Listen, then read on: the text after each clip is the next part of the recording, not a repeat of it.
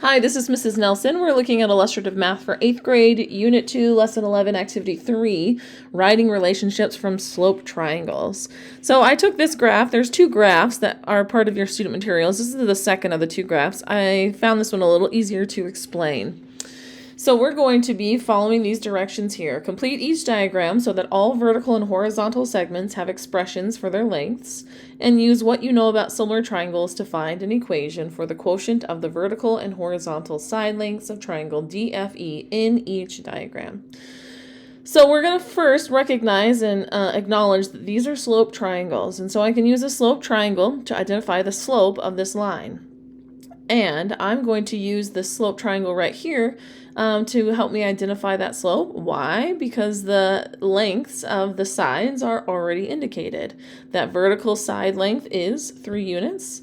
That horizontal side length is 4 units. So my slope is a comparison of those lengths. Vertical compared to horizontal. So the slope of this line is 3/4.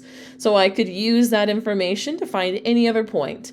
I could go up 3 and over 4, and I would find another point on the line, which is right off the screen, it looks like, based on how I'm eyeballing that. So we could use that slope to find any other point on the line. So we could use that slope to find this point here, eventually, if we thought very deeply about this. But we're going to go into what our instructions say. We want to find the vertical and horizontal segments. This vertical segment is currently not identified. I don't know that exact distance. I know I go from 4, because that's marked right there, that's 4, up to somewhere in between 5 and 6, close to 6. So it's about maybe 2 3/4 units. Or 1 3/4 unit, that's 2. 1 3/4 unit, but I don't know for sure what that distance is. So I'll use what I have to acknowledge what that distance is. It would be whatever this y value is equal to. It would be whatever that y is minus this known amount, minus 4. So the distance from E to F is whatever that y is minus 4, because that's where we stop. So that line segment, EF, is equal to y minus 4, and that's as far as I can go. I don't have any more information that could help me define that further.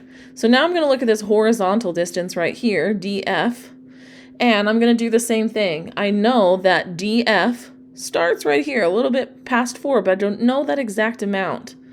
But in this coordinate, it would be the x-coordinate that aligns with point E, so it would be the same thing. We're just calling it x right now because we don't know the exact number. So it would be that x value minus the distance we do know. So we know it's a little more than 4 minus 2. So we're going to subtract x minus 2 to get that horizontal distance. So from our segment DF is the same thing as x minus 2. So now I've completed step number 1. Step number 2 says use what I know to write an equation. So what I'm going to do is I'm going to compare. I know that the slope of these two triangles is going to be exactly the same, even though they're different sizes. These are similar triangles. We know that from our previous exploration.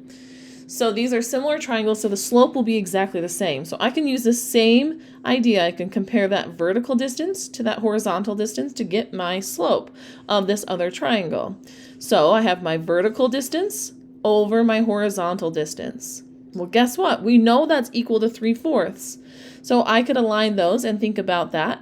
And right now I've got a silly looking equation because I have 2 equal signs, so I'm going to take one of those away.